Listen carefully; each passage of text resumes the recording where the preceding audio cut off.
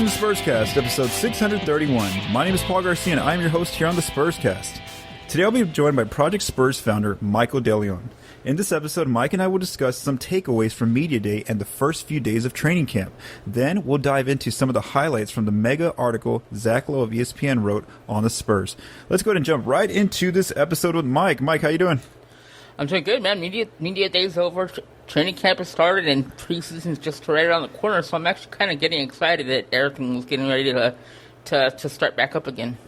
Yeah, I'm excited too for training camp starting and everything like that. One of the funniest things that and we're about to talk about in our first topic here is trying to parse out any kind of like little nuggets of information you can get from the quotes, because right. It's like a lot of like, excited for the team, and it's like just like all the first day of training camp kind of stuff. Yeah, so like there's little hidden nuggets in there. So I really I really listen to the audio of the players and the coaches and try to really pick out any little nuggets that like give us any kind of like information of how the team's actually forming, aside from like the normal quotes that they give. So let's go ahead and dive right into that Mike Media Day and training camp for our first topic. So one of the big takeaways that Coach Pop and some of the players mentioned was increasing tempo. They want to play fast with this young team now that some of the veterans are gone, like DeMar DeRozan, Rudy Gay, Patty Mills. So here's a quote from Coach Pop on Media Day. He says, "They're young, energetic, they have a lot of speed. There's no need to pace yourself. Nobody's going to play 39 minutes a game. We're not worried about stats or individual honors or anything like that."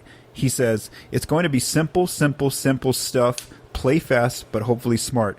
Devin Vassell also mentioned this as well. He says, "I feel like we're going to surprise a whole lot of people. I feel like we're going to be getting up and down the court fast. We're going to be playing a lot of defense."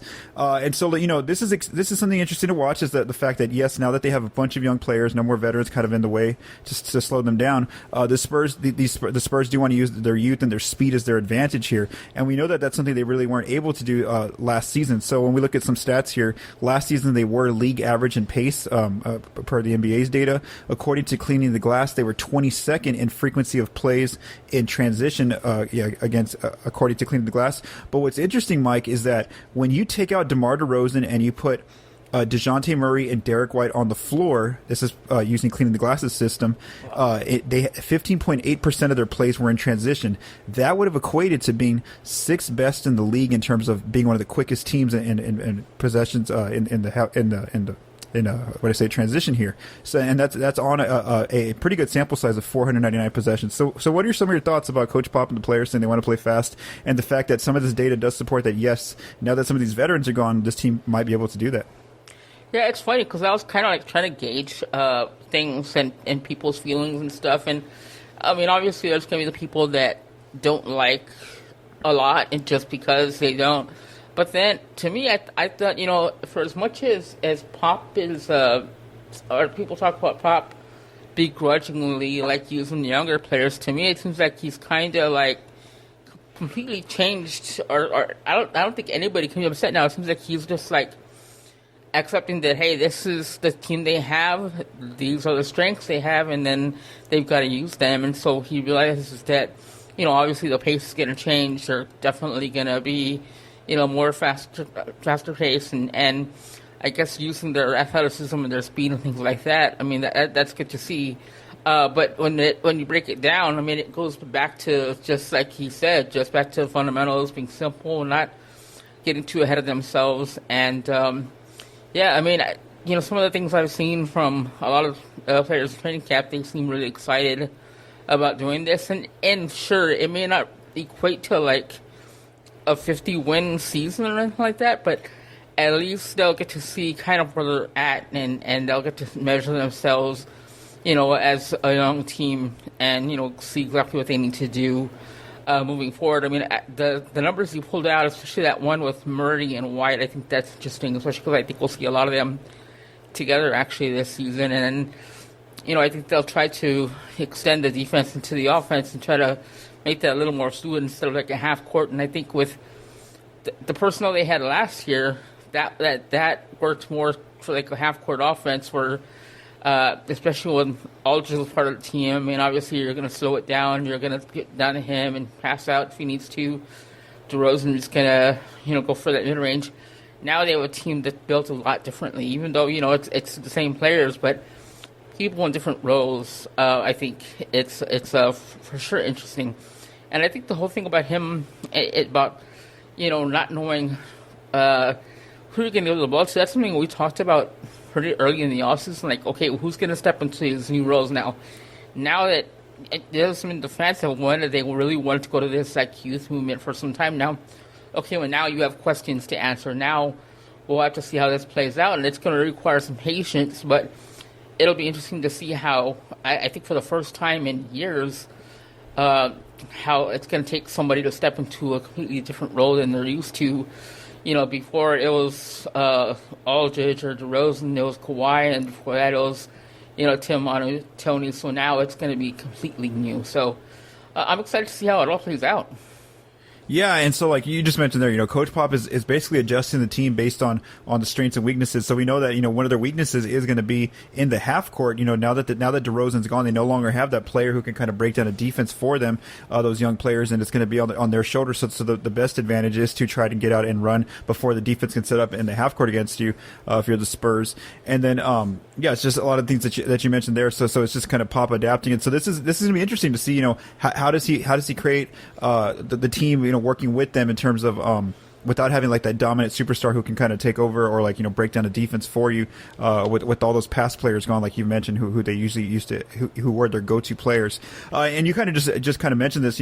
One of the quotes from Pop that kind of stuck out to me was how he's excited about just not knowing what's going to happen, especially in close games. He basically said it's exciting. I have no idea who I'm going to give it to or what play we're going to run. So when we look back at last year in terms of clutch situations, we know that DeRozan was their main player that they went to down the stretch. He took the most field goal attempts in clutch situations, 93. Then behind him was DeJounte Murray with 45. And then from there, it's kind of like lower numbers. It's Patty Mills, 28, Keldon Johnson, 26, and then Rudy Gay, 25. Derek White, 16, probably because he didn't play that much last year. And then Lonnie was at 13. So again, now that three of those guys are gone, and DeRozan, Mills, and Rudy Gay, it's going to be. It is exciting to see who basically takes over in the clutch there. Did you have any more comments about that? I just think that right now it seems like early on, they'll probably go to DeJounte early and at least put the ball in his hands just because he's somebody that's got kind of the trust, and then they'll see where it goes from there, and then they'll eventually figure out, who they can put in those positions. But yeah, early on, I expect to see a lot of DeJounte being the guy that has the ball in his hands and him making decisions to help the team in those late game situations. But again, it's not it's kind of one of those situations where, especially like last year, you always pretty much knew it was going to go to DeMar, and now it's kind of like, okay, well, there's a lot of options. Who's going to go to? Who's going to step up into that? Yeah, for sure.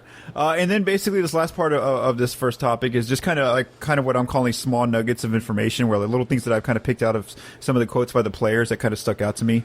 And so one of them is that Jakob Poeltl basically made it sound like when he was being interviewed that basically a lot of the offense is going to be on the shoulders of DeJounte Murray and Derek White. So this is really going to be those two players, their chance to really see if they can pop and go to that next level.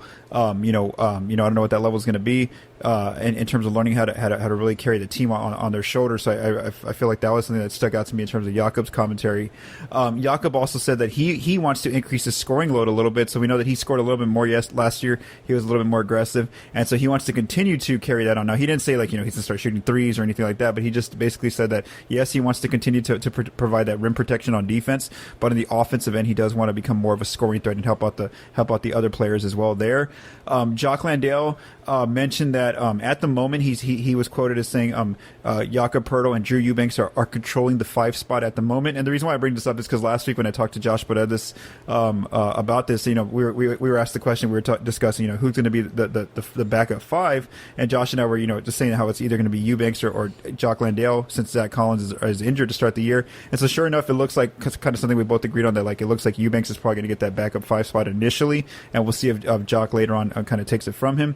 And then lastly, Keldon said he's worked on all aspects of his game, but he really mentioned that one of the key issues where he wants to work on was his outside shooting. So we'll see if that's kind of flourished and if he's going to be okay with taking those wide open threes, which he struggled with a little bit last year, and that's why a lot of defenders left him open from the outside. So I know that's a lot of information, but what sticks out to you there from those small nuggets of information?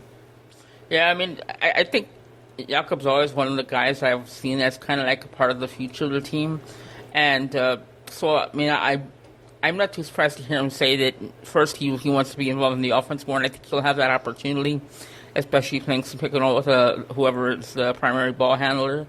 And then the fact that it's going to, going to run through DeJounte and Derek. I mean, it's not surprising. I think they're both players that have received extensions over the past 2 seasons, and so, I think that that's going to be kind of a good test for them, kind of a litmus test, and kind of see. I mean, maybe not see exactly, but might want to test and get a feel of where their ceiling is and how much further they can go. So that's going to be good to see. The thing about Eubanks is, I mean, obviously he's got that corporate knowledge that we talk about a lot of time. It's one of those things where he's been in the system, and even when he hasn't been with San Antonio, he's been in Austin. He's been learning and picking up pieces and things like that. And so that's something that Jock will have to kind of catch up on.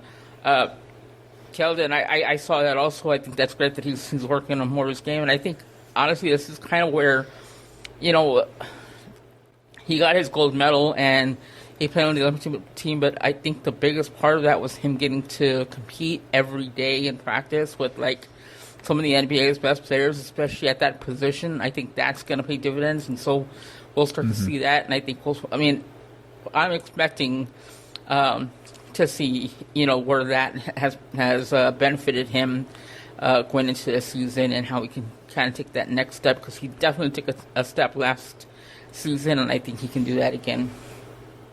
Yeah, for sure. And so two things I wanted to mention before we move on to our next topic is so number one was that we had discussed how maybe we thought the Spurs might add some other players to the training camp roster. Well, it turns out they didn't. They actually kept the roster right at 18 players, because we know that there's going to be a deadline we're going to talk about a little bit later in the episode, that they have to get the roster down to 15 players on guaranteed deals, and the 2 players on 2-way contracts. And then also something else that Josh and I discussed was Manu's role.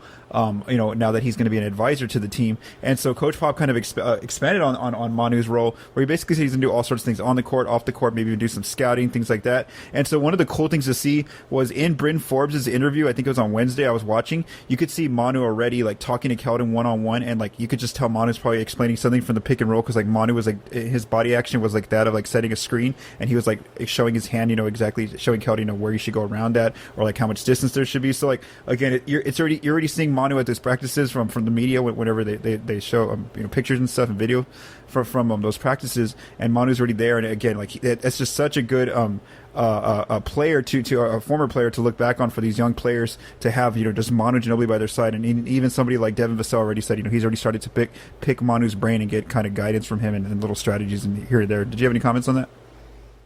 I just think it's a good thing. I think that making that signing that move was just like something that I was hoping we would see eventually, and I just think that the benefits of having him there, I mean, just like it's been with Tim and the big guys before, and I think having him there is just going to be really good for, especially with these young players, and allow him to work in kind of a player development role, and I think any player would count themselves lucky to be able to lessons off of somebody that's obviously a potential or future Hall of Famer.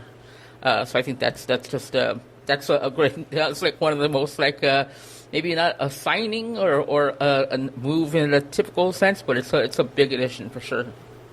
Week 3 of football is in the books, and now it's time to review the tape and get ready for Week 4 with DraftKings Sportsbook, an official sports betting partner of the NFL. To kick off another action-packed week, DraftKings is giving new customers $150 instantly when they bet $1 on any football game. Listen up, because you don't want to miss this.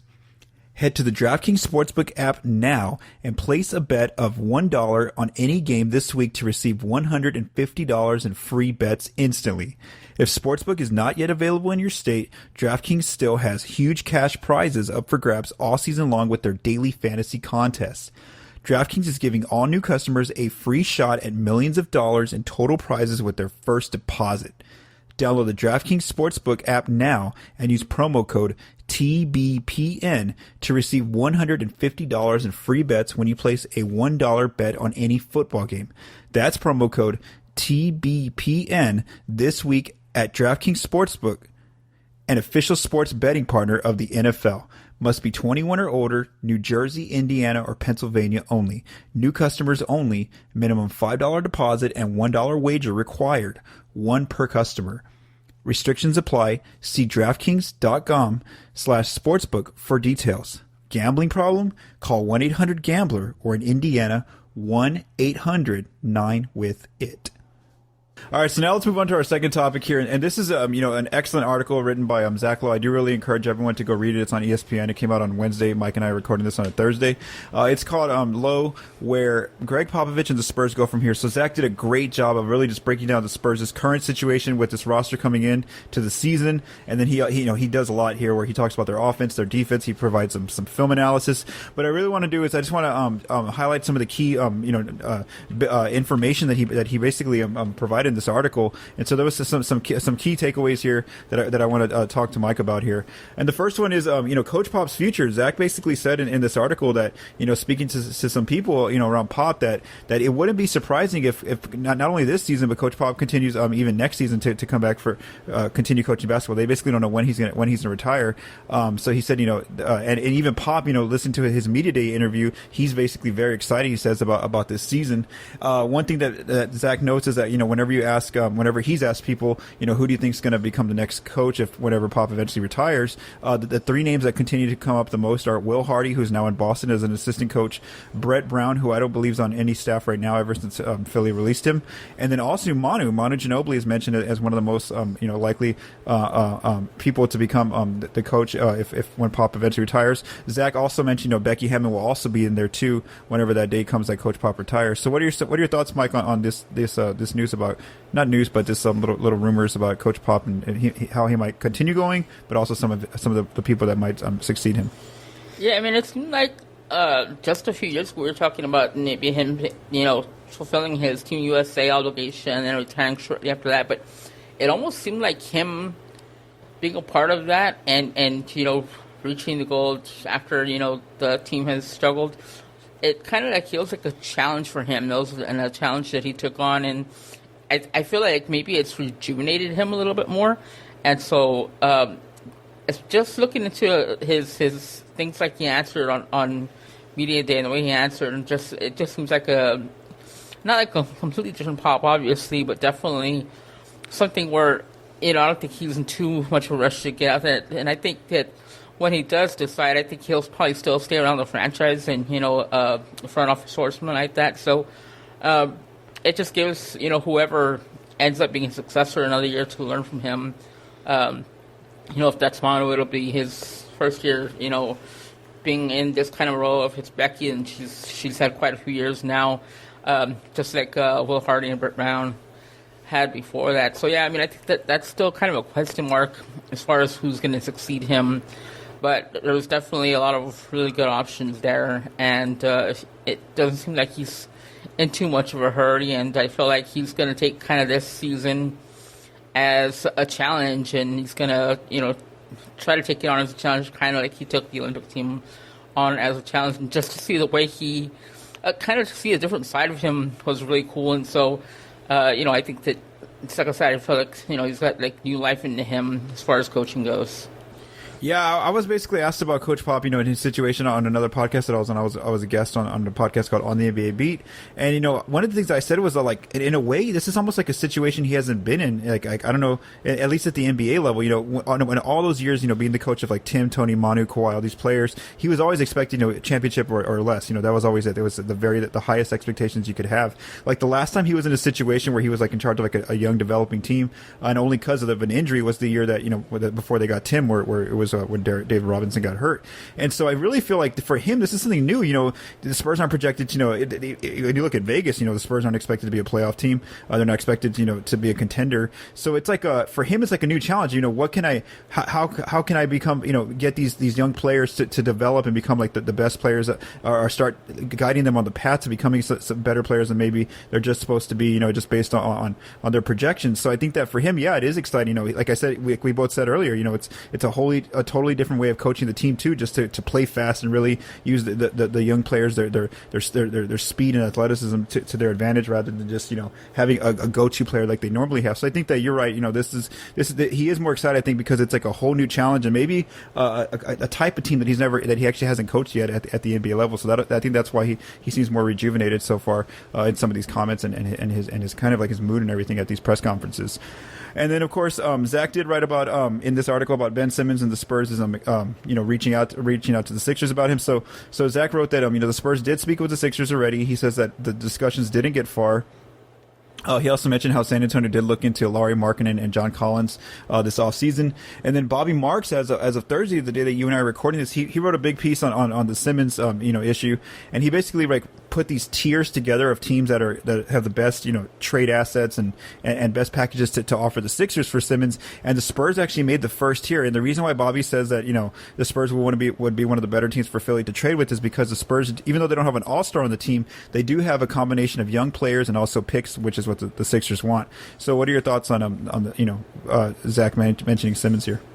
Yeah, I mean, it's definitely interesting, and you would expect that they do their due diligence here, but I think that they're probably treading lightly with this just because, I don't know if they want to get involved into another situation. I think kind of like the signs of everything that's going on with him in Philadelphia right now could scare a few teams off, and the Spurs want to give up so much of their future because it's going to require multiple players, and so you're really going to have to go all in on a major change to the franchise and hope that, you're making a bet on Simmons to be in San Antonio for the long term. If not, then, obviously then you're in the same situation and you are in now, and then the same situation after they lost Kawhi. So I think that might be something that they're, show some caution and things like that. I think it's just going to be a hard thing to pull off, and I'm just even putting figures together and trying to figure out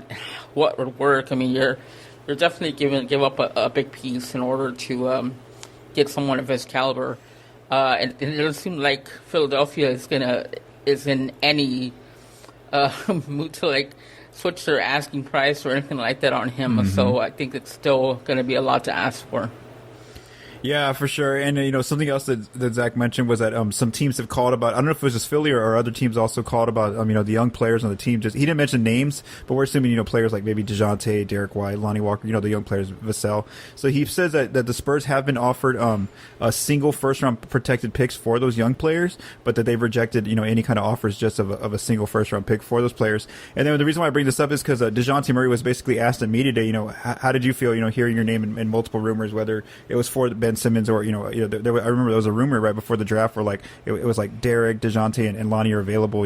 Teams know that or something like that. Anyway, DeJounte basically kept it professional. He just said, I don't care because I'm somebody who understands the business part of this sport. It's a business. I try to have zero control of the front office, anything they do. He says, I just focus on DeJounte Murray. You could laugh, joke about it. If it happens, it happens. If it doesn't, it doesn't. So, what are your thoughts on this rumor that Zach reported that teams offered first-round picks for these young players, and also Murray's quotes?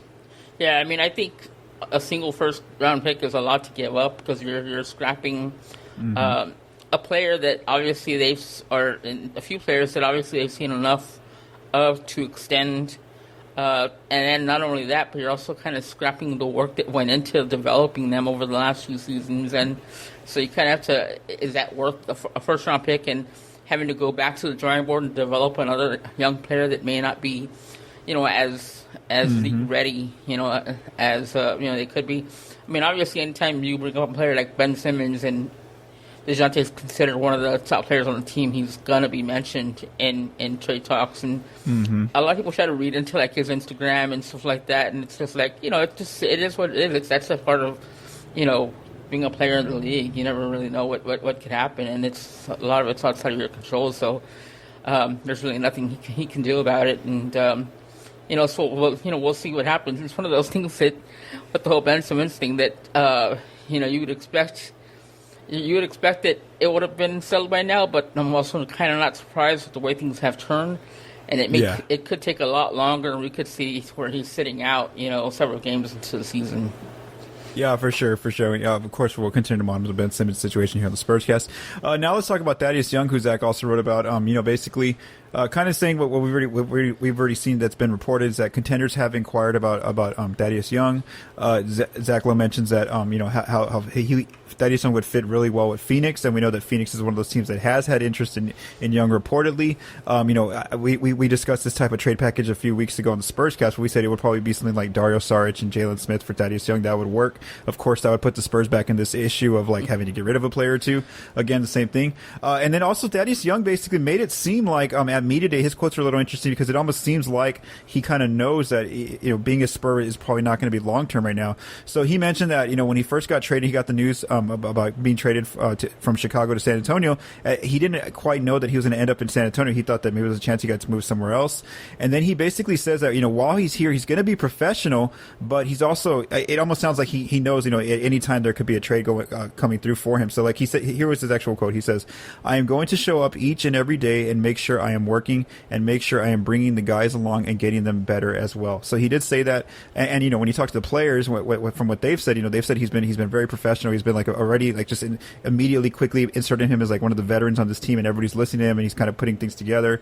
And so, that's kind of what we expect is Young might get traded by October 18th. We could see that happening, or maybe the Spurs take him into the season, and then before the trade deadline in February or March, whenever that's set, maybe they try to move him at that time. Something Colin Reed suggested. What are your thoughts on this rumor about Thaddeus Young? Yeah, I'm with Colin on this one. I feel like it's going to take, and this is something we talked about. I want to say maybe like a month ago, when a lot of this first started, like trying to package something together. Where obviously they've already got 17 to... Yes, 17 players on guaranteed, and they got to get it down to 15 and so you trade Thaddeus Young for two guys, and then obviously you're up to 18. And so it's just like how much salary you're willing to eat and who are you willing to drop. It's going to be hard to make something happen. And obviously I'm sure they'd much rather package him with a few players and send him over there for like a single player. But then it's like who... makes that kind of a contract, and isn't going to be worth more than Thaddeus Young's value. But I do like the way he's taken it. It's got to be a hard situation, and I think it's really a hard situation on both ends because obviously the Spurs were going to lose DeMar regardless. So being able to get something back in return is always a nice thing. But then there's kind of like so much like you don't know. I don't know if I think it took a while before we got like an official even release on him. And, for him, he's got to wonder like, okay, so where do I fit in and what's my future like? And for the team, it's just like, do you go through the hoopla of like including on social media and all that just for him to be moved? You never know when that's going to happen. So, but obviously, he's a veteran and he's a professional, and I like his attitude of trying to help the players get ready. And I think something came out either today or yesterday about him talking about not coming to take Keldon's minutes, and he's just going to try to help Keldon. And I think that's great. There's the one player in all of the moves and the one player that obviously has talked about being moved so much that I was always like, I wouldn't mind seeing him stick around. Having some sort of veteran presence, I think, is a good thing. And he's obviously a player that can play a role. But it doesn't seem like, I don't know if that's in the plans at all. So, if anything, like I said, and like Colin said, I think around trade deadline, that's when things could start moving and get interesting. Yeah, I just feel like the more that time goes by that he's on the team, I think that it's going to be harder for Pop to want to let him go, because I think that he's going to be a good player like immediately. Like, when you look at Prophet X, I've talked about this before. Prophet X has him as an impact starter right now. This is why contenders, teams fighting for the title want him on their team. That he's like a quality, really good player. He does all those intangibles, just a really good player. And so I feel like Pop's going to love that in him, and so he's going to like want him. We're going to see him either as a starter, maybe off the bench if he continues in San Antonio. And then I think that once that trade deadline gets closer, it's going to be tougher for Pop to want to pull him if the team's actually doing pretty well here. So yeah, I just feel like it's like you said, Mike. It's an interesting situation for both. And the good thing is though that Thaddeus Young is a very, very good. He's a veteran. He's a professional. He knows he's handling it well, and he's going to continue to, like he said, give his all for the time that he is here. Even though we don't know how long that will be for in San Antonio.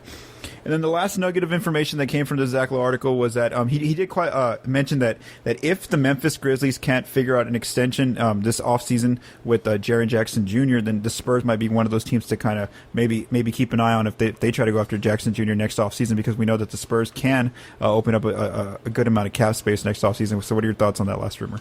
Yeah, it's one of those I guess when you watch the game and stuff, there's certain players that you feel like, oh, that would be a good fit, or that's a type of player whose game you like. And Jaren Jackson's game is one where I've always liked, and I feel could fit in with especially with players like DeJounte and Derek and Keldon. I feel like that's kind of like a natural. I mean, he's a younger player as well, so that's definitely something that seems interesting. And obviously, Memphis is going to have to figure out what to do, because they've got several players. I think Dylan Brooks.